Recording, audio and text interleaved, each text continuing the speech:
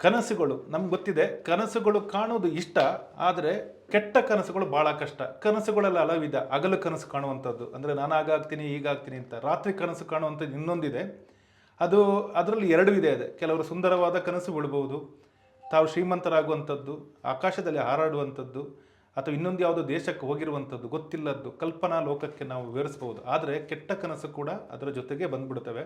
ಅದು ಅಪಾಯಕಾರಿಗಳು, ಬೆಚ್ಚಿ ಬೀಳುವಂಥದ್ದು, ಅಥವಾ ನಾವು ಅದೇ ಕನಸಿನಲ್ಲಿ ಮಾರನೇ ದಿನ ಎದ್ದೇಳುವಾಗ ಏನೋ ಒಂಥರ ಭಯಭೀತರಾಗಿ ಅಥವಾ ಆತಂಕಭರಿತರಾಗಿ ಎದ್ದೇಳುವಂಥದ್ದು ನಡೀತದೆ. ಇದಕ್ಕೆ ಕನಸುಗಳು ಸಾಕು. ಈ ರೀತಿಯಾಗಿ ಕನಸುಗಳು ಹಲವಿಧದಲ್ಲಿ ಮನುಷ್ಯನನ್ನು ಕಾಡ್ತವೆ, ಖುಷಿ ಪಡಿಸ್ತವೆ ಮತ್ತು ಸಂತೋಷ ಪಡಿಸ್ತವೆ ಮತ್ತು ಆತಂಕಕ್ಕೂ ಕಾರಣ ಆಗ್ತವೆ.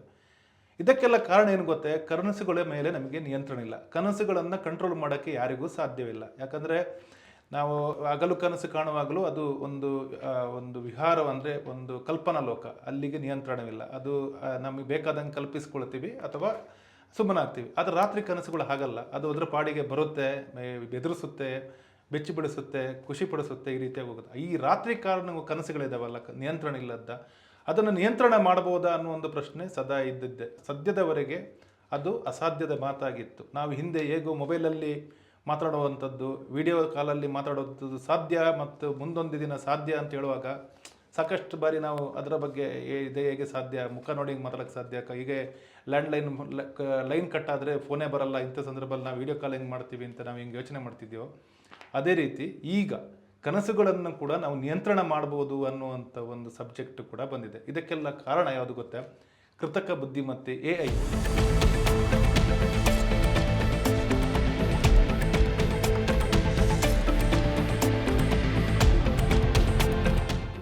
AI ಮೂಲಕ ಈಗ ಕನಸುಗಳನ್ನು ನಿಯಂತ್ರಣ ಮಾಡುವ ಒಂದು ಸಾಮರ್ಥ್ಯ ಕೂಡ, ಅದು ಪರೀಕ್ಷೆ ನಡೆದಿದೆ ಮತ್ತು ಅದು ಯಶಸ್ವಿಯಾಗಿದೆ ಅಂತೇಳಿ ಆ ಕಂಪನಿ ಕೂಡ ಹೇಳ್ಕೊಂಡಿದೆ. ಹಾಗಾಗಿ ಇನ್ನು ಮುಂದೆ ನಮ್ಮ ಕನಸುಗಳನ್ನು ನಾವು ನಿಯಂತ್ರಣ ಮಾಡ್ಕೋಬಹುದು. ಸಹಜವಾಗಿ ನಾವು ರಾತ್ರಿ ಇಡೀ ಕಾಣ್ತೀವಿ, ಮುಂಜಾನೆ ಏನೋ ಒಂದು ಕನಸು ಕಾಣ್ತೀವಿ, ಆದರೆ ಎದ್ದಾಗ ಅದನ್ನ ಜ್ಞಾಪಕಿರಲ್ಲ. ನಾವೆಲ್ಲೋ ಹೋಗಿರ್ತೀವಿ, ನಾವು ನೆಲದ ಮೇಲೆ ಕಾಲಿಟ್ಟಿದ್ದೇವೋ ಅಥವಾ ತೇಲ್ತಿದ್ದೇವೋ, ಈ ಥರದ ಒಂದು ತ್ರಿಶಂಕು ಸ್ಥಿತಿಯಲ್ಲಿ ನಮ್ಮ ಕನಸುಗಳು ಎಂಡಾಗ್ತವೆ ಅಥವಾ ಆರಂಭ ಆಗ್ತವೆ. ಆದರೆ ಇನ್ನು ಮುಂದೆ ಆ ರೀತಿ ಆಗೋದಿಲ್ಲ ಅಂತೇಳಿ ಈ ರೀತಿಯ ಕನಸುಗಳನ್ನು ನಿಯಂತ್ರಣ ಮಾಡಲಿಕ್ಕೆ ಪ್ರಯತ್ನ ಪಡೋ ಒಂದು ಕಂಪನಿಗಳಿದೆ.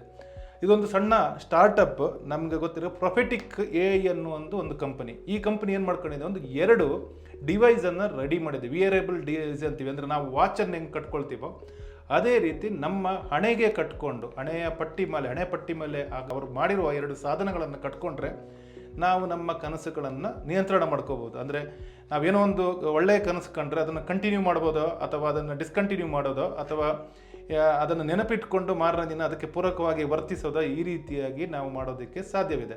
ಇದು ಪ್ರೊಫೆಟಿಕ್ ಅಮೆರಿಕ ಮೂಲದ ಒಂದು AI ಸ್ಟಾರ್ಟಪ್. ಈ ಪ್ರೊಫೆಟಿಕ್ ಏನು ಮಾಡಿದೆ ಅಂದರೆ ಫೇಸ್ ಮತ್ತು DL ಅನ್ನುವಂಥದ್ದು 2 ಸಾಧನಗಳನ್ನು ರೆಡಿ ಮಾಡಿಕೊಂಡು ಟೆಸ್ಟ್ ಮಾಡಿ, ಅದರ ಮೋಸ್ಟ್ಲಿ AI ಮೂಲಕ ಮನುಷ್ಯನ ಮೇಲೆ ಪ್ರಯೋಗ ಆಗಿರ್ಬೋದು ಮತ್ತು ಅದರಲ್ಲಿ ಒಂದು ಸಾಮಾನ್ಯ ಯಶಸ್ಸನ್ನು ಕೂಡ ಕಂಡಿರ್ಬೋದು ಅಂತೇಳಿ. ಯಾಕಂದರೆ ಅವರು ಭಾಳ ಒಂದು ವಿಶ್ವಾಸದಿಂದ ನಾವು ಈ ಸಾಧನದಲ್ಲಿ ಯಶಸ್ವಿ ಆಗಿದ್ದೇವೆ ಅಂತ ಹೇಳ್ಕೊಂಡಿದ್ದೇವೆ ಮತ್ತು ಮಾರ್ಕೆಟ್ಗೆ ಬಿಡುತ್ತೇವೆ ಅಂತ ಕೂಡ ಹೇಳ್ಕೊಂಡಿದ್ದಾರೆ. ನಾವು ಕಂಪನಿಯ ವೆಬ್ಸೈಟ್ ಹುಡ್ಕೊಂಡು ಹೋದರೆ ನಮಗೆ ಈ ಸಾಧನಗಳು ಕಾಣಿಸ್ತವೆ.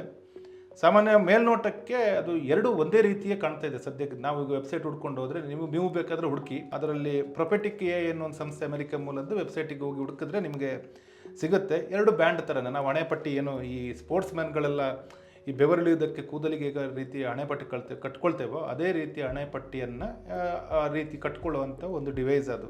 ಅಂದರೆ ಈಗ ಸಾಮಾನ್ಯ ಏನಂದರೆ ಆ ಹಣೆಪಟ್ಟಿ ಕಟ್ಕೊಂಡ ಮೇಲೆ ಏನಾಗುತ್ತೆ ಅಂದರೆ, ಸಾಮಾನ್ಯವಾಗಿ ನಮಗೆ ಮಲಗಿದಾಗ ನಾವು ಕನಸು ಕಾಣ್ತಿದ್ದೀನೋ ನಿಜವೋ ವಾಸ್ತವನೋ ಒಂದು ಬರೋದಕ್ಕೇ ಭಾಳಷ್ಟು ಟೈಮ್ ಆಗುತ್ತೆ. ಆದರೆ ಈ ಡಿವೈಸ್ ಕಟ್ಕೊಂಡ್ರೆ ನಾನು ಅಂದರೆ ಆ ವ್ಯಕ್ತಿ ಕನಸು ಕಾಣುವ ವ್ಯಕ್ತಿಗೆ ನಾನು ಕನಸೇ ಕಾಣ್ತಾ ಇದ್ದೇನೆ ಅನ್ನೋ ಒಂದು ಅರಿವಿಗೆ ಬರುವಂಥ ಒಂದು ವ್ಯವಸ್ಥೆಯನ್ನು ವಿಯರಬಲ್ ಡಿವೈಸ್ ಮಾಡಿದೆ ಅಂತಲೇ ಪ್ರೊಫೆಟಿಕ್ AI ಕಂಪನಿ ಹೇಳ್ಕೊಂಡಿದೆ. ಇದು ಹೇಗೆ ಕಾರ್ಯನಿರ್ವಹಿಸುತ್ತೆ ಅನ್ನೋದು ಕೂಡ ಕಂಪನಿ ಬಹಿರಂಗ ಮಾಡಿದೆ. ಅಂದರೆ ಅದರಲ್ಲಿ ಕಂಪನಿಯ ಹೇಳುವ ಪ್ರಕಾರ ಈ ಬ್ಯಾಂಡ್ಗಳನ್ನು ನಮ್ಮ ಹಣೆ ಕಟ್ಕೊಂಡಿದ್ರೆ, ಅಂದರೆ ಫ್ರೀ ಫ್ರಂಟಲ್ ಕಾರ್ಟೆಕ್ಸ್ ಅಂತ ಒಂದು ಭಾಗವಿದೆ, ಅಂದರೆ ಹಣೆಯ ಪಕ್ಕದಲ್ಲಿರುವಂಥ ಮೆದುಳಿನ ಭಾಗ, ಅದು ಅಲ್ಲಿಗೆ ಒಂದು ಸುರಕ್ಷಿತವಾದ ಅಲ್ಟ್ರಾಸಾನಿಕ್ ಶಕ್ತಿಯನ್ನು ಈ ಡಿವೈಸ್ಗಳು ಸೆಂಡ್ ಮಾಡುತ್ತೆ, ರವಾನಿಸುತ್ತೆ. ಆಗ ಏನಾಗುತ್ತೆ ಅಂದರೆ, ಸಾಮಾನ್ಯವಾಗಿ ನಾವು ಕನಸು ಕಾಣುವಾಗ ಪರೈಟಲ್ ನೆಟ್ವರ್ಕ್ ಸಾಧಾರಣವಾಗಿ ಅಂದರೆ ನಮ್ಮ ಮೆದುಳಿನ ಆ ಒಂದು ವ್ಯವಸ್ಥೆ ನಿಷ್ಕ್ರಿಯ ಆಗಿರುತ್ತೆ. ಹಾಗಾಗಿ ನಮಗೆ ಕನಸಿನಲ್ಲಿ ನಿಯಂತ್ರಣ ಇರೋದಿಲ್ಲ. ಆದರೆ ಈ ಹೊಸ ವಿಯರೇಬಲ್ ಡಿವೈಸ್ ಏನು ಮಾಡುತ್ತೆ ಅಂದರೆ ಅದನ್ನು ನಿಯಂತ್ರಣದಲ್ಲಿಟ್ಕೊಳ್ಳುತ್ತೆ, ಒಂದು ಕೆಲಸವನ್ನು ಮಾಡುತ್ತೆ. ಹೀಗಾಗಿ ನಮ್ಮ ಕನಸಿನ ಮೇಲೆ ನಮಗೆ ಒಂದು ನಿಯಂತ್ರಣ ಸಿಗಲಿಕ್ಕೆ ಸಾಧ್ಯ ಆಗಿದೆ. ಅಂದರೆ ಇಲ್ಲಿ ನ್ಯೂರೋ ಲಿಂಕ್ ಅಂತ ಒಂದು ಬ್ರೈನ್ ಚಿಪ್ಗಳು ಕೂಡ ಇಲ್ಲಿ ವರ್ಕ್ ಆಗುತ್ತೆ ಈ ಡಿವೈಸಲ್ಲಿ. ಯಾವ ರೀತಿ ಅಂದರೆ EEG ಸೆನ್ಸರ್ಗಳೇನಿದೆಯೋ ಅದು ಕರೆಕ್ಟಾಗಿ ನಮ್ಮ ಮೆದುಳಿನಲ್ಲಿ ನಡೆಯುವ, ಅಂದರೆ ಕನಸಿನ ಸಂದರ್ಭದಲ್ಲಿ ನಡೆಯುವಂಥ ಚಟುವಟಿಕೆಗಳನ್ನು ಪಕ್ಕ ದಾಖಲು ಮಾಡಿಕೊಂಡು ಇಟ್ಕೊಂಡಿರುತ್ತೆ. ಈ ದಾಖಲಿನ ಮೂಲಕ ಮತ್ತು ಆರ್ಟಿಫಿಷಿಯಲ್ ಇಂಟೆಲಿಜೆನ್ಸ್ ಏನು ಕೃತಕ ಬುದ್ಧಿಮತ್ತೆ ಅಂತ ಏನೋ ಇದೆಯೋ ಅದು ನಮ್ಮ ಈ ಎರಡೂ ಸೇರ್ಕೊಂಡು ಏನು ಮಾಡುತ್ತೆ ಅಂತ, ನಾವು ಗಾಢ ನಿದ್ದೆಯಲ್ಲಿ ಇರ್ತೀವಿ, ಕನಸು ಕಾಣ್ತಾ ಇರ್ತೀವಿ, ಅದನ್ನು ನಿರ್ವಹಣೆ ಅಥವಾ ನಿಯಂತ್ರಣ ಮಾಡಲಿಕ್ಕೆ ಶುರು ಮಾಡಿದೆ. ಒಟ್ಟಿನಲ್ಲಿ ಈ ಡಿವೈಸ್ ನಮ್ಮ ಕನಸುಗಳನ್ನು ನಾವು ನಿಯಂತ್ರಣ ಮಾಡುವಂಥ ಒಂದು ಅನುಕೂಲವನ್ನು ಕಲ್ಪಿಸಿಕೊಟ್ಟಿದೆ. ಇದನ್ನು ಮಾರ್ಕೆಟಿಗೆ ಬಂದಿಲ್ಲ. ಹಾಗಾಗಿ ಅದು ಟೆಸ್ಟ್ ಜನರಿಗೆ, ಅಂದರೆ ಈಗ ಯೂಸರ್ ಒಂದು ಎಕ್ಸ್ಪೀರಿಯನ್ಸ್ ಅಂತ ಏನು ನಾವು ಕನ್ಸಿಡರ್ ಮಾಡಿದಾಗ ಅದು ಭವಿಷ್ಯದಲ್ಲಿ ಅದರ ವೈಜ್ಞಾನಿಕ ಮತ್ತು ಅಡ್ಡ ಪರಿಣಾಮಗಳ ಒಂದು ಮಾಹಿತಿ ಭವಿಷ್ಯದಲ್ಲಿ ಸಿಗಬಹುದು.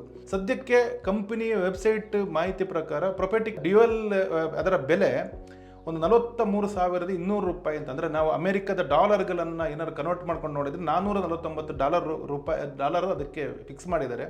ಅದೇ ರೀತಿ ಪ್ರೊಪೆಟಿಕ್ ಫೇಸ್ ಅನ್ನುವಂಥ ಇನ್ನೊಂದು ಡಿವೈಸ್ ಇದೆಯಲ್ಲ, ಅದರ ಬೆಲೆ $1,299. ಅಂದರೆ ನಮ್ಮ ಭಾರತದ ರೂಪಾಯಿ ಲೆಕ್ಕಕ್ಕೆ ಹಾಕೋದಿದ್ರೆ 1,22,000 ರೂಪಾಯಿ ಬೆಲೆ ಇದೆ. 2026 ಕೊನೆಯಲ್ಲಿ ಎಂಡಲ್ಲಿ, ಅಂದರೆ ನವಂಬರ್-ಡಿಸೆಂಬರ್ ಟೈಮಲ್ಲಿ ಇದು ಮಾರುಕಟ್ಟೆಗೆ ಬರುತ್ತೆ ಅನ್ನುವಂಥದ್ದು ಕಂಪನಿಯ ಕಾನ್ಫಿಡೆನ್ಸ್ ಮತ್ತು ಭವಿಷ್ಯದ ಮಾತು. ಬಂದ ಮೇಲೆ ನಾನು ಮೊದಲೇ ಹೇಳಿದಂಗೆ ಅಡ್ಡ ಪರಿಣಾಮ ಮತ್ತು ಅದರ ನಿಖರತೆ ಮತ್ತು ಅದರ ಕೆಲಸದ ಬಗ್ಗೆ ಸಂಪೂರ್ಣ ಮಾಹಿತಿ ನಮಗೆಲ್ಲರಿಗೂ ದೊರೆಯಬಹುದು.